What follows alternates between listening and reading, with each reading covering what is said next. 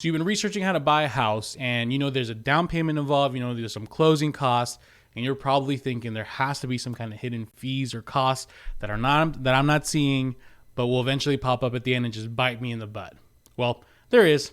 And in today's video, I'm going to talk about all the hidden costs and fees I've seen from my entire career span, the costs that come up from the beginning of you looking for a house to the very end when you get the keys. And at the end of the video, I'm going to talk about some strategies I've used to reduce that blow. That way you don't have to come up with that much more extra money. So for the sake of this video, I'm going to start from the very beginning and work my way towards the transaction till the very end. That way you know and you can start taking notes from the beginning to end. Now, if I miss a cost maybe that's associated with your state, leave me a comment below. There's going to be more people that are going to be watching this video down the road, and I'm sure they're going to want to scroll down to start seeing, you know, is there some costs that are in my state that might not be in your state, et cetera, et cetera. First and foremost, I'm going to start off with something that you might not see. It's a very small percentage, but it's entirely possible. And I know this because there was a time in my real estate career when I worked for a company that made me ask for this fee. And that's going to be your real estate broker, buyer broker agreement fee. Believe it or not, there are some realtors out there that require you to sign a buyer broker employment agreement. Essentially, you're agreeing to employ this broker to be your real estate agent for a certain time period. And some of these broker agreements include some kind of fees. Some of them might say, hey, we're going to charge you a X amount transaction fee, which could be a few $100. Some of them might say, hey, we need a guaranteed 3%. So if you find a house that's only paying 2 or 2.5 of the buyer's broker commission, you would have to make up the difference. And you wouldn't really know because it would be charged to you as a closing cost. So I'm going to just say in this case, I don't know an exact number to put to it, but I've seen them as low as a few $100 to you have to make up the difference of the commission that's involved. So just be very aware of what you're signing. A lot of agents don't require you to sign some kind of agreement. You just start working and then we don't get paid until it's closed. So once you find the house and you get it under contract, the surprising fee that I see the most is the earnest deposit. People are shocked to know that, hey, we got our offer accepted. Now you need to submit some kind of funds towards an escrow or title company to essentially show good faith to the seller. This is also known as a good faith deposit. It might be called that in your state, but in my state, it's called the earnest deposit. Now, this could range between 1% to 5% to half of the down payment to all of the purchase of the house. It can be crazy, but normally there's a standard number that's used most of the time. For example, in Arizona for a long time, there was about it was like $1,000. When I got first started in my career, when things were really cheap, it was like 500. And nowadays I usually see 1%. So if you're buying a $400,000 house, $4,000, whatever it's going to be, know that you're going to have to agree to the exact amount when you make the offer. So keep an eye on that when you're signing it, and know that at least in my state, it probably is the same case in your state. Those funds end up being applied towards the cash to close at the very end. Think of it as you prepaying your down payment. And if there is anything wrong with the house, or I'm sure there's a lot of protections in the contract, you will get that money back. If there's something, as long as it's written on the contract as a protection to you, you know, you will get it back. Like, for example, I've been doing this 8 years now, and I've never lost a client's earnest money. So maybe a good question to ask your realtor if they've ever lost a client's earnest money and what caused it to be lost. So once you deposit that earnest deposit, you are now officially in escrow, and it's time for you to do your inspections. And yes, you probably already researched you have to do a home inspection, and you know it probably ranges between $300 to $500. But the surprising fee that people miss is the upgrades to the home inspection. You're going to find this very interesting, but once you start ordering your inspection, you're going to notice, like, hey, for an extra $100, they can do a roof inspection. For an extra $50, they'll do an extra AC inspection. You're just like, whoa, can't you just do a good job and just inspect my house? Why do I have to pay more for it? Nope, but they got to make their money somehow. So they're going to charge a little optional add-ons that are going to make it seem like, oh boy, I better get this. Termite inspection is famous here in Arizona. Pest control inspections. They're going to add all of these extra add-ons that could probably add on to about a few $100. Now, for example, if your house has a pool, guess what? Your home inspection does not come with a pool inspection. You're going to have to get an add-on. So if there's anything special with the house, like maybe it's a bigger square footage, it has a pool, it has an extra shed or house in the guest house in the back, all these things or factors are going to add on top of your home inspection. And it can easily turn into a $300 to $400 cost to $600 to $800. So on average, what I see is about another $200 to $300 because people usually add like an extra AC or roof or termite, et cetera, et cetera. So, you know, just keep these upgrades in mind when you're budgeting. If you make it past the inspection, you feel like you're towards the finish line, but then you get surprised with the home appraisal. Yeah, you know that you have to get a home appraisal on the property if you're financing it.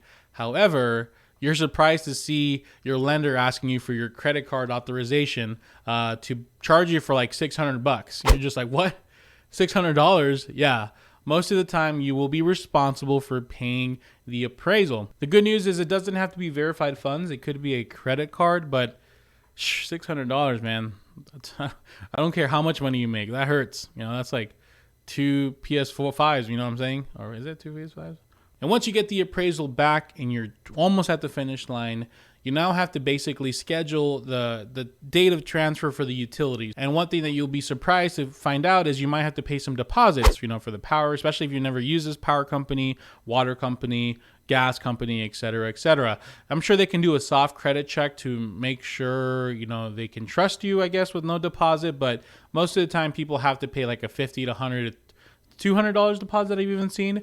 And I do know some companies actually refund it back to you after a year, but still something to keep back of your mind when you call these utility companies. You're gonna probably have to pay some kind of deposit. And at the very end of the transaction, the hidden fee I see the most pop up at the very end is the leftover closing costs. You probably already had an idea of what the closing costs were gonna be, or what you thought they were going to be. You knew an idea of your down payment, and you had that money ready to go.